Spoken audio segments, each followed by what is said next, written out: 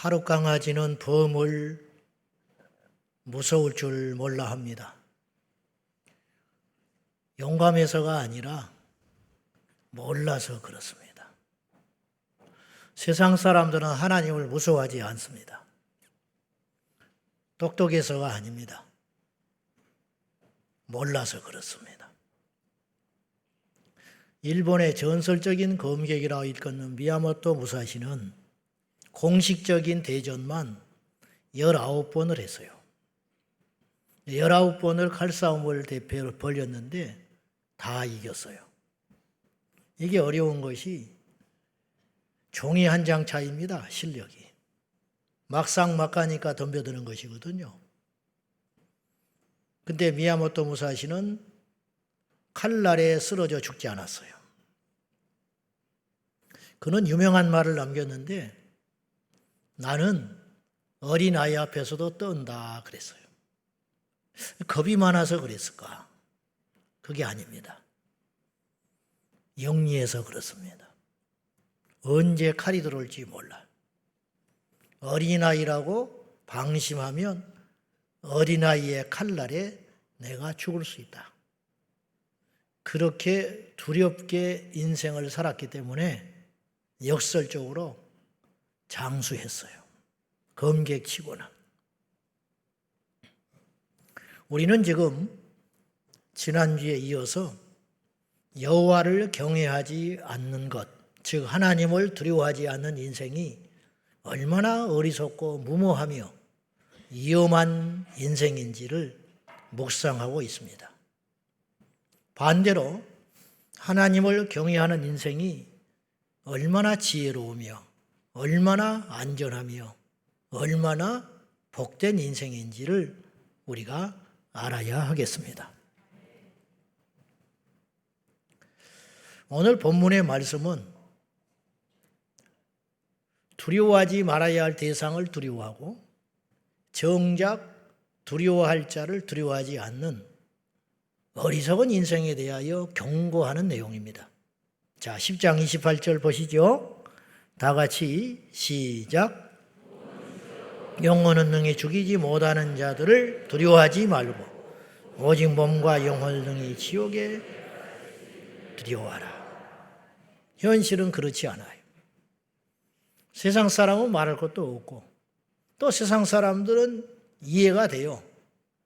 하나님을 모르니까. 귀신 무서워합니다. 죽는 거 되게 무서워합니다. 병드는 거 무서워합니다. 자기 노후가 비참해질까 봐 굉장히 조심스럽게 두려워합니다. 그런데 진짜 두려워할 분은 안 두려워해요. 이게 어리석다는 거죠. 오늘 28절에는 두려워할 자와 두려워하지 않아야 할 자가 있다. 누군지는 생략되어 있지만 알 수 있어요.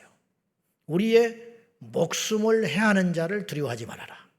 우리의 목숨을 해하는 자가 누구냐? 세상의 권세자들, 우리를 핍박하는 자들, 그 뒤에 그런 계계를 부리고 있는 원수 마귀의 권세, 그거 되게 무서워하거든요. 그러나 그러지 말아라. 그 대신 너희의 몸도 죽일 수 있지만 너희 영혼까지도 얼마든지 능히 지옥의 불거덩이에 던질 수 있는 하나님을 두려워해라. 이 말이거든요. 그래 놓고는 난데없이 주님께서 29절에 죄송한 표현이지만 난데없이 갑자기 참새 2마리 이야기를 가져왔어요. 이게 무슨 말이냐? 참새 2마리가 한 아사리온에 팔리는데 오늘 우리의 화폐 가치로 따지면 10,000원 정도 돼요. 10,000원. 시장 바닥에 가면 누가 그거 관심도 안 가져. 오늘로 따지면 콩나물 한 주먹에 얼마에 파는 것, 그걸 누가 정하냐? 하나님이 정한다. 그리고 더 나아가서 무슨 말씀도 하셨냐면 너희에게는 머리털까지 세신 바 되었다. 그런 면에서 저는 하나님께 큰 일을 하고 있는 겁니다.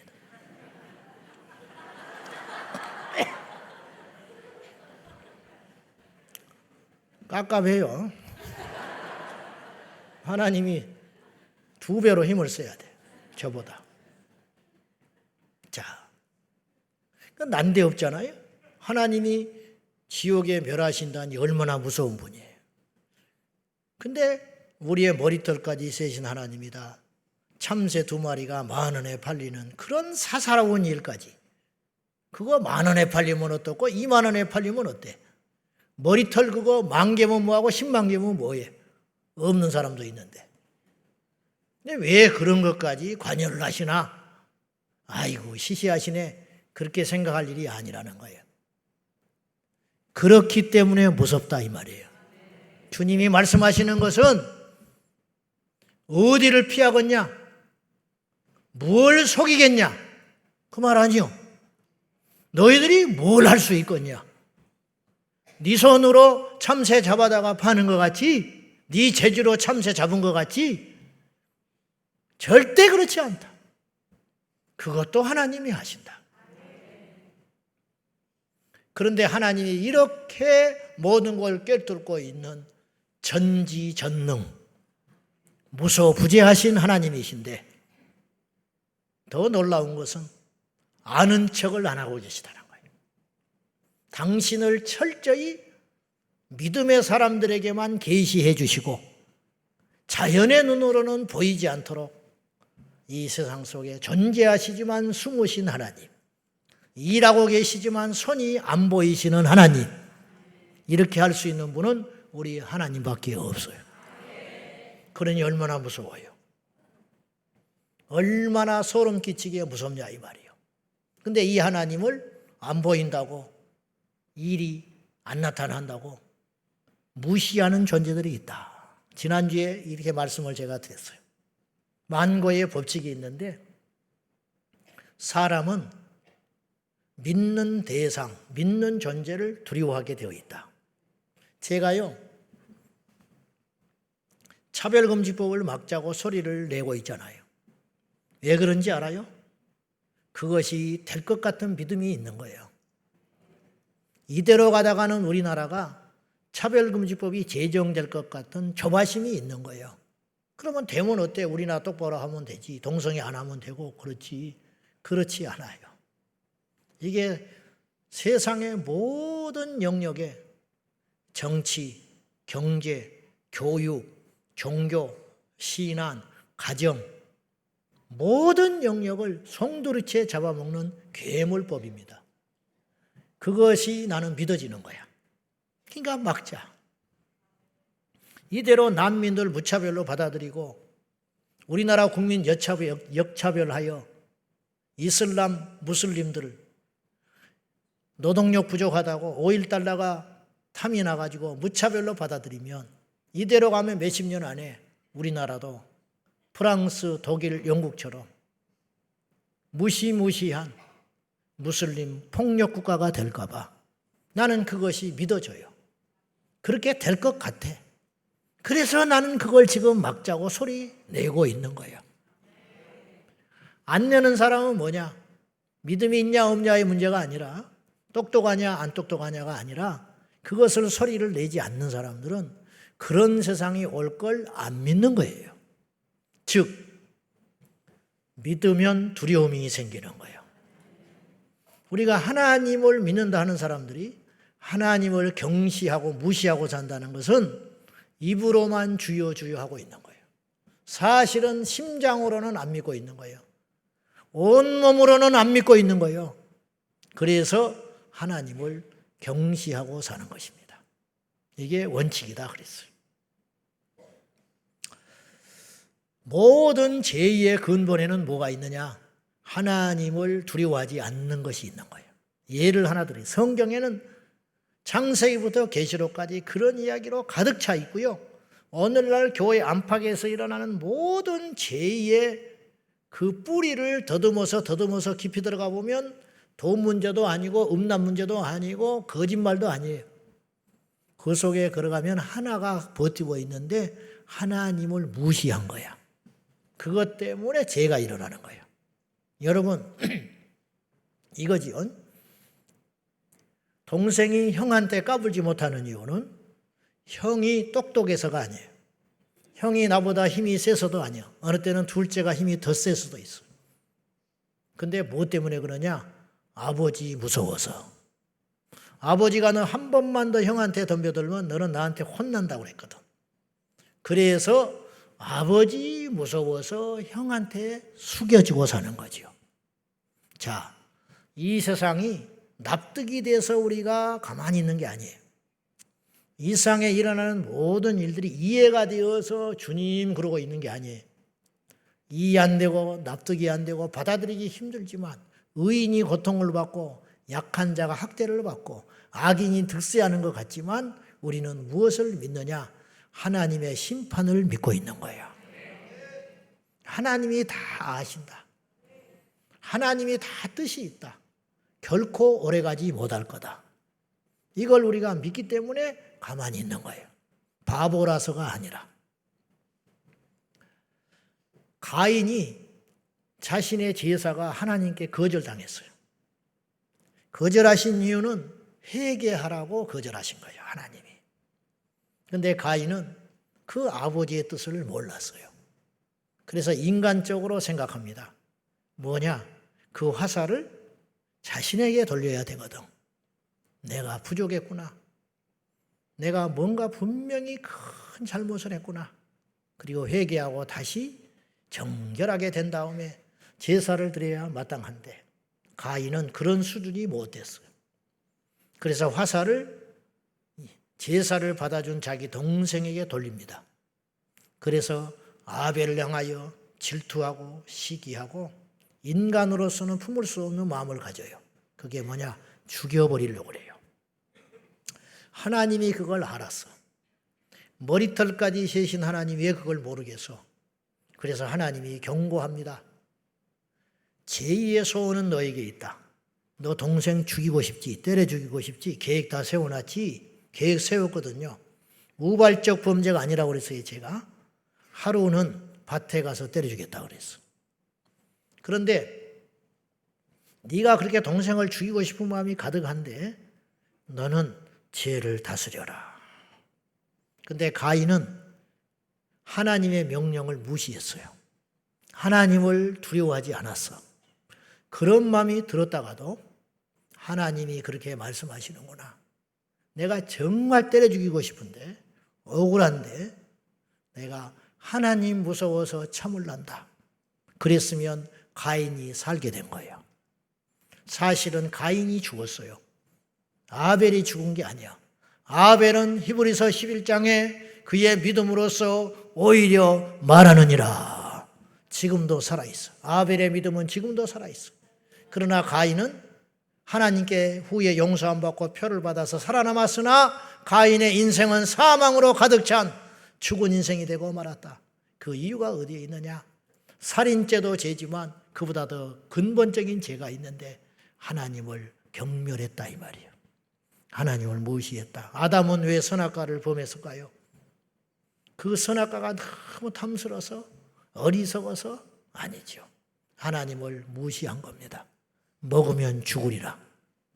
정령 죽는다. 반드시 죽는다. 그 말을 무시했어요. 하나님을 경시한 결과 아담은 그런 비참한 생애를 광야길을 걸으면서 살 수밖에 없었어요. 이 말씀은 오늘 우리에게도 여전히 적용해요. 하나님을 경외하는 자는 존귀함을 받습니다. 지난 말씀에 그랬어요. 하나님을 경외하는 자는 장수하게 되느니라. 하나님을 경외하는 자가 보상을 받는데 재물과 명예와 생명을 얻게 되느니라. 여러분, 이 세상은 열심히 노력한다고 1등한다고 똑똑하다고 하나님께 복받는 게 아니에요. 하나님께 경외함을 드리는 자가 복되고 번성한다는 사실을 기억할 수 있기를 축복합니다. 그럼 오늘 적용을 좀 해봅시다. 하나님을 경외하지 않는, 반면교사로 삼고 역으로 하나님을 경외하지 않는 자, 하나님을 경외할 줄 모르는 이 가치를 모르는 자들에게 나타나는 특징이 두 가지가 있어요. 첫째, 그의 입술과 그의 삶에서 원망과 불평이 그치지 않아. 왜냐? 하나님을 두려워하지 않기 때문에. 여러분, 하나님 모르게 이 세상에 일어난 일은 하나도 없어요. 그렇죠? 참새 2마리가 10,000원에 팔리는 것도 하나님이 주장해. 그러므로 불평하지 말아야 할 것은 왜 이렇게 비싸? 더럽게 비싸네. 그러지 말라는 거예요. 누가 정했으니까? 하나님이 정했으니까. 목사님, 그래가지고 세상을 어떻게 삽니까? 내가 물을게요. 그래서 잘 살고 계세요? 하나님이 정해놓은 시스템을 반항하고 깨서 여러분의 삶이 형통하십니까? 절대 그렇지 않다니까요. 자, 말씀대로 살면 틀림없어요. 아멘. 과일도 여름에 나는 과일 먹어야 건강하다니까요. 겨울에 수박 먹으면 해로워요. 하나님이 겨울에는 수박을 안 줘요, 우리에게. 근데 인간의 탐욕이, 인간의 발전이, 좋게 말하면 인간의 욕망이 겨울에 사시사철 수박을 먹게 돼 있어요. 수박은 씨가 있어야 돼요, 없어야 돼요? 하나님이 씨를 줬어요. 근데 수박에 씨가 없어졌어요. 인간의 노력으로, 방법으로, 과학으로. 씨 없는 수박 먹으면 인간에 해로워요. 분명히 해로워요. 왜 이렇게 병이 창궐한지 아십니까? 하나님의 창조 질서를 깼기 때문에 그런 거예요. 하나님의 창조 질서가 있다. 시스템을 만들어 놨어요. 그것이 뭐냐? 부모를 공경하라. 그것이 뭐냐? 이웃을 사랑해라. 그것이 무엇이냐? 안식일을 지켜라. 그것이 무엇이냐? 간음하지 마라. 간음하면 망해요. 간음하면. 미워하면 망해요. 왜? 하나님이 그거 하지 마라 했거든요. 주일을 지켜야 번성해요. 주일날 일하면 더 번성할 것 같지요.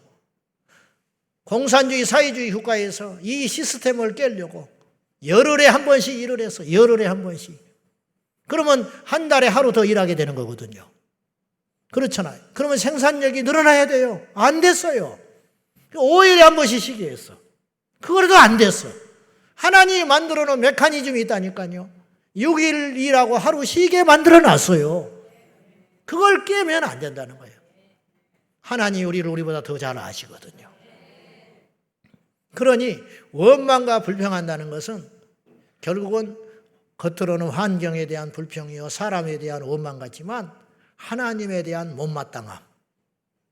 하나님이 왜 이러시냐는 거예요. 그러니까 하나님에 대해서 불순종하게 되죠. 하나님에 대하여 경홀히 여기게 되는 거죠. 하나님을 가르치려고 그러죠. 하나님 왜 우리를 광야에 데려다가 죽이려고 합니까? 애굽에 있었으면 우리는 더 행복했어요. 애굽에 있었으면 우리는 더 잘 살았어요. 하나님을 가르치려고 그래. 하나님 당신 실수였다는 거예요. 애굽에 우리를 내버려 뒀으면 이 쓸모없는 고난을 안 당하고 훨씬 잘 살았을 거예요. 매장지가 없어서 광야에 데려다가 무덤을 만들어 죽입니까? 하나님을 가르치잖아요. 이게 교만이다. 이게 완악함이다. 이게 하나님을 경외하지 않는 자세라는 거예요. 어뜻 원망과 불평은 하나님과 하나님을 경외하지 않는 것과 상관이 없는 것 같아요. 그렇지 않다니까요. 항상 심령이 부어있는 사람이 있어. 입이 이렇게 튀어나와 있는 사람이 있어. 이건 왜 그러냐? 하나님에 대하여 화살을 돌리고 있는 거예요. 하나님이 왜 이런 부모 밑에서 나를 태어나게 했습니까? 왜 이런 사람을 만나게 했습니까? 왜 나를 이런 직장으로, 왜 나의 길을 막으셔서 유학길도 막으시고 학교도 못 가게 하시고 왜 나에게 이 일을 또 할 때 막지 아니하시고 하게 하셔서 부도가 나게 하시고 이렇게 했습니까? 이런 원망과 불평이 끊임없이 하나님께 있다. 그러면 그 이후의 내면에는 뭐가 있느냐? 하나님을 정말로 경외하고 두려워한다면 그렇게 표현을 못하는 거예요. 북한의 주민들이 인터뷰할 때 김정은을 비판하는 거 봤습니까? 뭐라고 그러냐? 북조선은 기상 낙원이다 그래. 왜? 무서워서 그러는 거예요. 진짜 믿어져서 그런 게 아니라, 진짜 그래서 그런 게 아니라 맹물 옳고 배 두드리면서 빼짝 말라가지고 시커멓게 그을러가지고도 하는 소리가 북조선이 지상낙원이고 미제국주의 타도해야 된다고 그런 소리를 하는 이유. 그리고 그들이 막 이렇게 우중충해가지고 이렇게 인터뷰하는 사람 봤습니까? 눈이 동글동글해가지고 말을 얼마나 잘하는지. 왜 그래? 진짜 행복한 자처럼. 왜 그런지 알아요? 불평을 못해요. 왜? 무서워서. 적절한 예는 아니에요. 우리 하나님이 그런 분은 아니시지. 그런 나부랭이들하고 비교할 만한 분도 아니시지요. 근데 역설로 우리가 완전하신 하나님 앞에 우리가 왜 그들만도 못한 경외감을 갖고 살아가야 되느냐. 이게 통탄할 일이라는 거예요. 복받기를 원하십니까? 인생에 형통하기를 원하십니까? 하나님을 경외하십시오. 요즘에 이래도 저래도 불평이 많아. 학교 가면 숙제 내주면 숙제 많이 내준다고 애들이 입이 이만큼 나와. 근데 사실은 숙제가 많아서 입이 나오는 게 아니에요. 할 수 있어요. 선생님을 우습게 하니까 입이 나와버리는 거야. 직장에 가면 일이 많다고 푸념이 많아. 응? 오늘 또 야근한다고. 오늘은 야근하는 데도 없어. 또 야근하면 또 수당도 줘요. 응? 그런데도 불평이 많아. 왜 그러냐? 일이 많아서 불평하는 게 아니에요. 사실은. 그건 뭐냐? 못마땅함.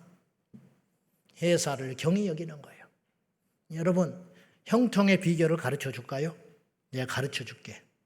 학생은 학교 가거든 학교가 커 보여야 돼. 일꾼은 직장에 가면 내가 다니는 직장이 커 보여야 돼. 시시하게 보이는 순간 직장 생활을 못하는 거예요. 내가 다니는 학교가 우습게 보이고 강단에 서서 가르치시는 선생님이 우습게 여기는 순간 그 아이는 공부 못해요. 군대 가서 상사가 우습게 보이는 순간 그 친구는 군대 생활이 불행하게 되어 있어요. 시간이 안 가게 되어 있어. 그러나 상사를 존중하는 자는 군 생활이 형통하게 되어 있어요. 저는 비구레라는 말이 아니에요. 관계를 잘 맺고 누구하든지 간에 잘 지내라. 처세술을 이야기하는 게 아니에요. 이것이 다 하나님의 말씀에 근거한 소리다 이런 뜻이에요. 자, 그래서 하나님을 경외하지 않고 두려워하지 않는 자는 항상 원망과 불평이 끊이질 않는다. 여러분의 삶에 이런 습관이 우리도 모른 채 몸에 배어가지고 지금 따라다니며 그걸 의로, 그걸 올바름으로, 그것을 정의로 포장하고 있다면 여러분은 속고 있는 것입니다. 여러분의 인생은 굉장히 지금 쓸모없는 고생이기를 하고 있는 거예요. 그것을 속히 버리고 하나님 앞에 두려워함으로 감사함으로 기뻐함으로 나아가기를 축원합니다.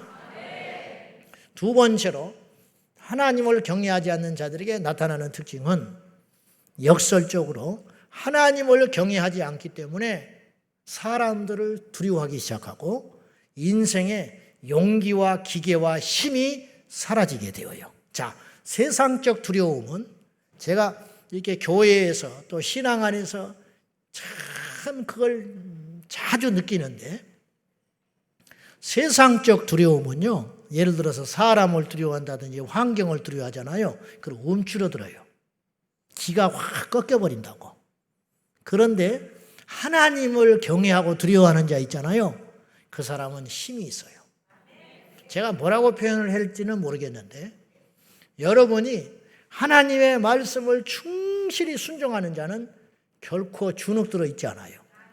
진리가 너희를 자유케 하리라. 하나님의 말씀에 순종하는 사람은 자유해요. 오히려 누가 무슨 말하는 것에 별로 관여를 하지 않아요. 힘이 넘쳐요. 사람들을 두려워하지 않아요. 환경을 이길 수 있는 기계가 생겨요. 그래, 나 가난하다. 제가 자주 이야기했는데 예전에 교회에 제가 부목사로 있을 때 담임 목사님을 오시고 새신자 신방을 가면 이분이 꼭 두 가지를 물어봐. 학벌을 물어봐. 무슨 과 졸업하셨어요? 그래.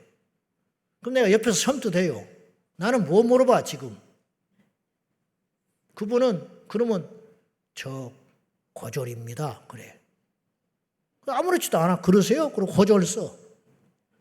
무슨 과 하셨어요? 식품 영양학과요. 아 그래요. 그럼 대학 나왔다는 거잖아. 그걸 왜 자꾸 물어봐? 근데 그분도 깊은 뜻이 있었더라고. 그리고 또 직업을 물어봐. 뭐 하냐고. 이게 용기가 필요하거든요. 근데 내가 잊지 못할 신방을 했어. 요새 초등학교 나온 사람 많지 않아요. 근데 그 집에 딱 가더니 뭘 전공하셨어요? 그랬더니 그분이 거침없이 이렇게 말했어. 초등학교 졸업했습니다. 고등학교만 나와도 소리가 작아져. 그렇게 물어보면 고졸이에요. 초등학교 졸업했어. 나는 얼마나 멋진지. 믿음이 뭐냐? 그리고 그분이 내 머릿속에 딱 각인됐어. 주일날 교회 오면 나는 그 사람한테 인사를 더 크게 했어. 그것이 믿음이야. 하나님이 나를 그렇게 했는데 어떡할 거야? 네가 뭔데? 네가 나 대학 갈 때 대학 등록금 줬어? 뭐가 무섭습니까? 뭐가 부끄러워요? 뭐가 수치스러워? 여러분, 교회 다니면서 감추는 게 뭐가 있습니까? 가난한 게 왜 흠입니까? 부모 없이 자란 게 왜 흠입니까? 아버지 하나님이 내 부모가 되어주셨는데 형제에게 버림받은 게 왜 그것이 부끄러움입니까? 주님이 나를 거둬주셨는데 가난한 집에 태어난 게 왜 죄입니까? 뭐가 수치스럽습니까? 그 가난 때문에 내가 예수님 만났는데 생각을 너무 잘못하고 있는 거야. 기계가 없어. 그 이유가 뭐냐? 하나님을 무시하고 사람을 무서워하니까. 요새 부모들이 자식을 두려워해요. 할 말을 못해. 시어머니가 며느리한테 할 말을 못해. 며느리 집 가서 냉장고 열면 그건 강 큰 어머니래. 가지도 않지. 스승이 제자들의 눈치를 보고 가르치고 있어. 엎드려 자도 깨우지를 않아. 주의 종이라는 사람들이 성도가 무서워가지고 설교를 성령의 감동에 따라 하지를 않고 기분 맞춰서 해줘. 그 결과 어떤 일이 벌어지느냐? 여러분 보세요. 부모가 자식을 무서워하니까 부모가 망하는 게 아니라 자식이 망해버려. 스승이 제자들을 두려워하니까 스승은 따박따박 매달 월급 받는데 안 망해. 제자들이 망해버려. 엘리 제사장이 아들한테 할 말을 못하니까 두 아들이 먼저 죽어버리잖아. 선지자들한테 백성들에게 하나님의 말씀을 제대로 안 정하니까 백성들이 지옥에 줄을 서버리고 마는 거예요. 하나님의 종이라는 분들이 하나님 편에서 설교를 하지 아니하고 사람에게 비유를 맞추는 설교를 하니까 역설적으로 사람들이 웃으면서 지옥에 가서 줄 서 있는 거야. 세례 요한은 하나님만 두려워하는 사람이었어. 그래서 광야에서 재산 하나 없고 배운 것 하나 없고 비주리로 광야에서 살았지만 약대 털옷을 입고 메뚜기와 석청을 음식 삼아 산 사람이었지만은 세례 요한은 거칠 것이 없었어. 그 당시 하버드 대학을 나온 사람, 그 당시 최고의 종교학자들, 독사의 자식들아. 누가 너희들한테 하나님의 자녀라고 그러더냐? 너희들 다 지옥 가. 회개해야 돼. 근데 그 소리에 찍소리 못하고 요단강에 강가에 와서 세례를 받았어요. 왜냐? 하나님을 두려워했기 때문에. 세례 요한은 당당하게 기계 있게 힘 있게 살 수 있었어요.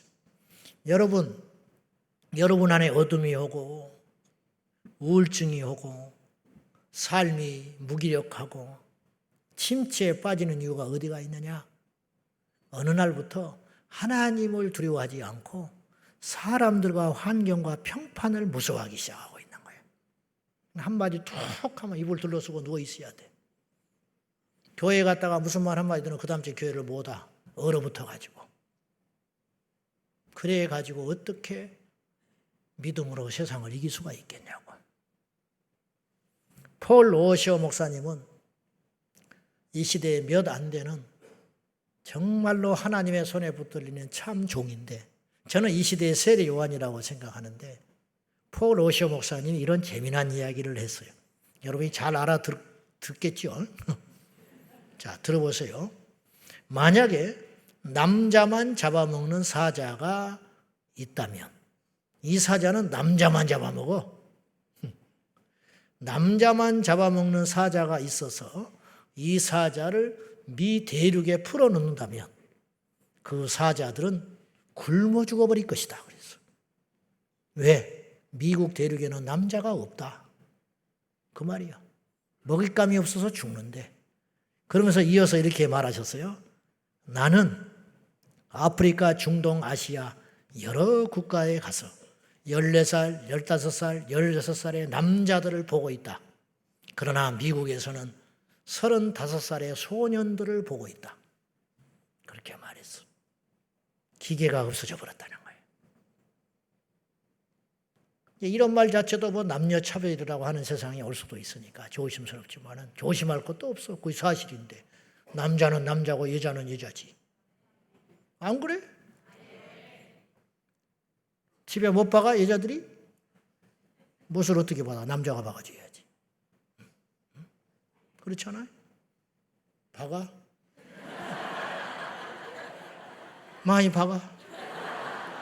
요새는 아파트라 뭣도 못 박아. 남의 집이라 주인한테 혼나. 자, 무슨 말인지 알겠죠? 요새 남자들이 사라지고 있다. 그러면 영적으로 표현을 하면 이 시대에 세례 요한과 같은 종들이 사라지고 있어. 이 시대에 다니엘과 같은 성도들이 사라지고 있어. 왜냐? 세상에 가서 힘있게 기회 있게 예수를 외치는 자들이 없어. 왜냐? 세상이 강해서가 아니에요. 우리는 더 강해요, 사실은. 근데 뭐 때문에 그러냐? 하나님을 두려워하지 않아. 하나님을 두려워하는 순간 세상은 두렵지 않는 거예요. 세상의 두려움이 나를 지배하는 순간 하나님이 더 이상 두렵지 않게 되는 거예요. 그 대표적인 인물이 사울왕이었어요. 사울왕의 타락과 변질은 어디서 시작된 것이냐면 겉으로 보기에는 불순종처럼 보여요. 하나님이 아말렉을 다 쳐서 진멸해버리라고 그랬거든. 사실은 이해하기 쉽지 않은 명령입니다. 군사들을 죽이라는 것은 그렇다 치지만 아이까지 유아까지 다 학살해버리고 그의 재산까지도 다 쓸어서 없애버리라고 그랬어요. 가축도 다 죽여버리라고 그랬어요. 생명 있는 것은 다 죽여버리라고 그랬어요. 사실은 쉽지 않은 명령이에요. 그러나 사울은 순종해야 했어요. 그런데 사울왕은 순종하지 않아요. 무엇 때문에 순종하지 않았냐? 타당하지 않아서. 그리고 또 하나는 무엇 때문에 순종하지 않았냐? 하나님께 제물을 드리려고 그 제사를 드리려고 제물을 끌고 왔다고 변명을 했어요. 그러나 그건 거짓말이었어요. 속에 담겨진 동기가 있었어요. 그렇게 할 수밖에 없는 이유가 있었습니다. 그게 뭔지 알아요? 두려움. 사무엘상 15장 24절에 보면 이제 자기가 고백을 해요. 사무엘한테 시작. 내가 여호와의 명령과 당신의 말씀을 어긴 것은 두려워하여 그들의 말을 청종하였습니다. 내가 사무엘 선지자 당신의 말을 어기고 하나님의 명령을 어긴 것은 무엇 때문에 그랬느냐? 백성들이 무서워서 그랬습니다. 반란이 일어날까 봐. 그것이 무서워서 하나님을 버렸다는 거예요. 백성들이 무서워서 하나님을 버렸습니다. 그러니까 영적인 기계가 사라지고 만 것이죠. 그러나 다윗 왕은 그렇지 않았어요. 다윗은 골리앗과 맞섰어요. 골리앗이 무섭게 안 느껴졌어요. 골리앗이 어떻게 정신병자도 아니고 그 어린 소년이 물정을 몰라서 그런가? 물정을 몰라서가 아니라 다윗은 하나님만 두려워하는 사람이었어. 그러니까 골리앗은 안 무서워. 골리앗은 내가 이길 수 있어. 저까지가 아무것도 아니야. 정말로 무서운 것은 저 조롱하는 골리앗으로 이스라엘 군대들을 모욕하고 있는데도 불구하고 나서는 사람이 없는 이 현실이 개탄스럽다는 거야. 그래서 자기라도 나가야겠다. 이게 용기지요. 이 기계지요. 이 힘이지요. 이게 어디서 비롯된 거냐? 하나님을 두려워했기 때문에 이것이 우리의 힘이에요. 할렐루야. 하나님을 무시하면 약해지는 것입니다. 그러나 하나님을 경외하고 두려워하면 우리 삶에 웬일인지 세상의 두려움이 아니라 하나님을 경외하는 자에게는 우리에게 용기가 생기고 기계가 생기고 자신감이 넘치게 되고 기쁨이 몰려오고 감사가 터지게 되는 줄로 믿습니다. 내가 목회를 합니다. 목회가 참 어렵다 칩시다. 앞이 안 보여. 그런데 나는 하나님이 무서워. 그러면 목회에 힘이 나는 거야. 아멘? 근데 하나님이 안 보여. 그러면 그때부터 목회는 점점점 질곡에 빠져서 허우적거리다가 말고 마는 거라는 거예요. 우리 성도들도 마찬가지. 사도 바울이 외쳤습니다. 내가 사람을 기쁘게 하랴 하나님을 기쁘게 하랴. 내가 사람을 기쁘게 하는 것이라면 나는 하나님의 종이 아니다. 바울은 하나님의 종 되기를 바랬어요. 하나님의 종이었기 때문에 가난도, 적들도, 환경도, 심지어 죽음조차도 우리는 바울이 열도막 나서 죽었다는 것만 역사적으로 알지 그가 죽을 때 어떤 모습으로 죽었는지는 잘 몰라요. 그러나 그는 의외로 두려워하지 않을 수도 있어. 왜냐? 하나님만을 경외하는 종이었기 때문에.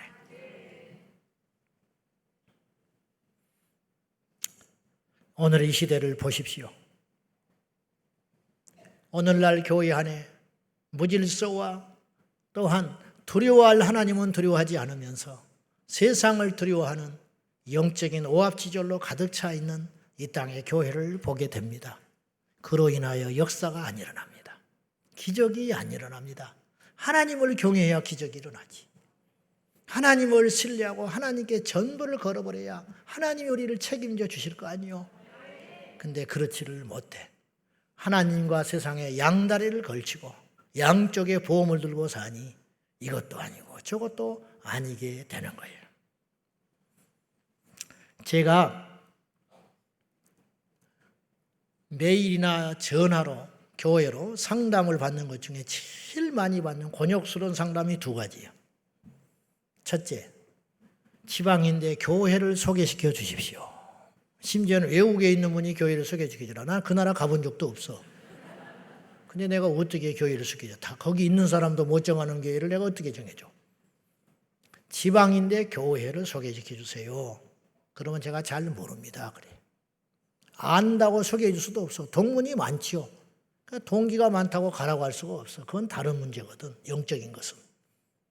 두 번째 내가 고민하는 질문 상담이 뭐냐면 교회가 시끄럽습니다. 목사님이 우리에게 이렇게 힘들게 합니다. 근데 나는 이 교회를 떠나야 할까요? 있어야 할까요? 제 대답은 이거예요. 나는 모르겠다. 당신 말만 듣고는 나는 모른다. 그러나 한 가지 분명한 것은 인내하든지 아니면 기도하고 기도할수록 마음이 점점 멀어지거든 대적하지 말고 떠나라. 저는 그렇게 이야기해요. 왜냐? 그 교회는 하나님이 알아서 하실 것이다. 네 손에 피를 묻히지 말아라. 저는 그렇게 충고해요. 하나님께서 주인이에요. 하나님이 세워놨어요. 하나님이 알아서 해요. 저는 교회에 불만을 품고 사람을 규합하여 파당을 짓고 무리를 만들어 영적 권위자들에게 목회자에게 당회원들에게 장로님들에게 각을 세우고 교회 안에서 무리를 일으키다가 안 되면 더 이상 버틸 수 없으면 사람들을 거짓으로 규합하여 끌고 나가서 교회를 곁에 세우는 그런 교회를 많이 봤어요. 입으로는 주님 주님 하지만 행동에는 주님을 종으로 삼는 것입니다. 그리고 자신들의 입맛에 맞는 최고의 목사를 골라서 앉혀놓고 강단에 세워놓고 하나님의 음성이 아닌 자신들의 귀를 만족시킬 수 있는 설교를 듣고 있는 교회를 보게 돼요. 더 이상 교회가 아닙니다. 하나님의 영광은 떠났습니다. 심지어 나는 이런 소리도 들어봤어요. 어느 재력 있는 성도가 자기 교회 목사가 마음에 안 든다고 성도들이 많지 않으니까 자기가 11조를 안 하면 교회가 휘청휘청하대. 그래서 이 목사 떠날 때까지 자기는 11조 안 할 거래. 그리고 떠난 다음에 모아놓은 11조 하겠대. 이렇게 말하는 성도도 나는 들었습니다. 어떤 사람은 교회에 헌금을 많이 한다고 혹은 교회를 세울 때 공헌을 했다고 꽈리를 틀어놓고 교회를 틀어쥐고 감나라 판나라 하는 그러한 사람들과 세력들도 보아왔어요. 여러분들도 잘은 모르지만 그런 상처들을 겪고 이 자리에 와 있을지 몰라요. 더 이상의 교회가 아니에요. 하나님의 질서를 깨버리고 하나님을 두려워하는 교회가 아니라 하나님이 두려우면 제가 하는 말씀은 뭐냐면 그런 본능이 생겨요. 인간은 판을 한번 확 바꿔보고 싶어. 정말로 제대로 된 교회를 세워보고 싶은 욕망이 있을 수 있어요. 그러나 하나님이 무섭다면 그렇게 못하는 거야. 하나님의 때를 기다리는 것이고 하나님께서 행하실 일을 기다리고 봐야지 내 손에 피를 묻히지 말아라. 그 말이에요. 다윗이 아시다시피 사울을 죽이려면 수없는 명분이 있었어요. 첫째, 다윗도 기름 부음 받은 종이야. 사울을 버린 후에 하나님은 그 대체자로 이미 다윗에게 기름을 부었어요. 그래 놨지요. 왕은 아직 안 됐지만 기름 부음 받았어. 두 번째, 사울 왕은 악행을 너무 많이 저질렀어요. 국정은 도외시하고 백성들을 너무 힘들게 했어요. 다윗에게 꽂혀서 다윗만 죽이려고 그의 인생을 허비하기 시작해요. 그래가지고 제사장도 죽여버렸어요. 이건 살인일 뿐만 아니라 하나님 앞에도 큰 죄를 진 거예요. 근데 하나님이 제사장을 죽인 사울을 즉각 죽이지 않고 자기의 때까지 놔둬요. 하나님께서 정한 그 시간까지 다윗은 자기의 손으로 그를 죽이려고 하지 않아. 그는 정치적 술수나 혹은 더 나은 미래를 위해서 참고 있는 게 아니고 단 하나의 이유였어요. 그건 뭐냐? 하나님이 그를 기름 부어 세웠다. 그거 하나. 말이 쉽죠. 어마어마하게 어려운 거야. 죽이는 것보다 엎어버리는 것보다 그걸 용납하고 기다리는 건 더 힘든 일이라. 그러나 다윗은 인내하고 견뎠어요. 그래서 하나님이 다윗에게 복을 주시고 쓰시게 된 것입니다. 이걸 우리가 꼭 명심해야 됩니다. 사랑하는 여러분, 우리는 선과 악을 잘 따지기를 좋아하고 옳고 그름 시시비비를 가리기를 원해요. 그러나 성경은 우리에게 많은 금한 것이 있지만 두 가지를 금한 것이 있어요. 특이하게. 첫째, 맹세하지 마라 그랬어요. 마태복음 5장에. 위로도 하지 말고 하늘로도 말고 땅에도 말라. 왜 그런지 아세요? 너희들은 피조물이다. 너희의 말을 절대로 지킬 수 없는 존재들이다. 하나님은 장담하셔요. 하나님은 인생이 아니시니 시건치 않는다 하셨어요. 하나님은 말한 대로 다 이루시고 지켜주셨어요. 그러나 너희들은 못한다는 거예요. 그거 죄라는 거예요. 그러므로 맹세하지 마라. 두 번째, 선악간에 판단하지 마라. 이게 하나님 명령이에요. 그래서 선악과를 따먹으면 안 되는 거였어. 선악과를 범한 인간은 그때부터 이 세상을 자기 입맛대로 시시비비를 가리기 시작했어요. 그러면 이 세상이 더 좋아지고 더 행복해지고 더 낙원이 돼야 되는데 더 밝힐수록 시시비를 따질수록 갈라지고 죽이고 점점점 몰아가고 세상이 어두워지기 시작했어요. 산업혁명의 후유증으로 사회주의가 탄생을 했어요. 인간을 더 많게 만들었어요. 신본주의에 반대하여 자유주의가 득세하기 시작했어요. 그 결과 인간은 더 만용에 빠지기 시작했어요. 안 된다니까요. 절대로 안 돼. 인간의 지혜와 지식과 인간이 만들어놓은 정치체계와 사회체계는 절대로 이 세상을 만족시킬 수 없다니까요.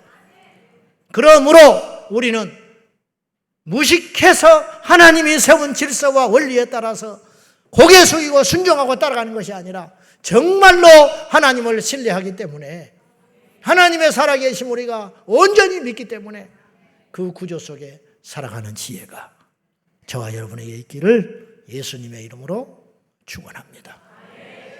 여러분, 우리가 어떤 권위에 순종을 하면 보호를 받습니다. 무슨 말인지 알겠어요? 질서에 순종하면 보호를 받아. 자식이 부모의 말에 온전히 순종을 해버리면 부모가 그 자식을 책임져 버려요. 아시겠어요? 학생이 스승의 말에, 우리 반 학생들이 그 선생님 말을 다 따라. 주라면 죽는 신용까지 해. 근데 자기 반 학생을 누가 건드렸다. 그러면 선생이 나가서 다 책임져줘. 어떤 놈이 우리 애를 건드렸어. 심지어는 교장 선생님도 못 건드리게 해버려. 우리 반은 제가 책임집니다. 옆 선생님이 뭐 니네 반은 왜 그렇게 뭐 어쩌냐 저쩌냐. 김 선생 그런 소리 하지 마. 딱 지켜버려. 때려도 내가 때려. 혼내도 내가 혼내. 왜냐? 나를 의지하니까. 이게 원리예요. 여러분, 하나님을 경외하고 두려워하면 그분이 우리를 보호해 줍니다. 기도하십시다. 하나님 아버지, 하나님을 경외하지 않는 모습들이 이 세상은 물론이거니와 교회 안에서도 난무합니다. 그로 인하여 우리의 삶은 피곤하고 낭비적이며 출혈이 많습니다. 간절히 원하옵나니 우리 이 땅의 이 시대의 현대 그리스도인들이, 현대 교회가 회복해야 할 것이 수만 가지이겠지만은 한 가지만 회복된다 한다면 여호와를 경외하는 신앙이 회복되게 하여 주옵소서. 우리 제자 광성교회가 부족한 것이 많습니다. 해야 할 일도 많습니다. 고쳐야 할 점도 많습니다. 그러나 무엇보다도 한 가지만 우리에게 주신다면 여호와를 두려워하는 경외하는 마음이 온 성도들 안에 일어나게 하여 주옵소서. 예수님의 이름으로 기도 올리옵나이다. 아멘.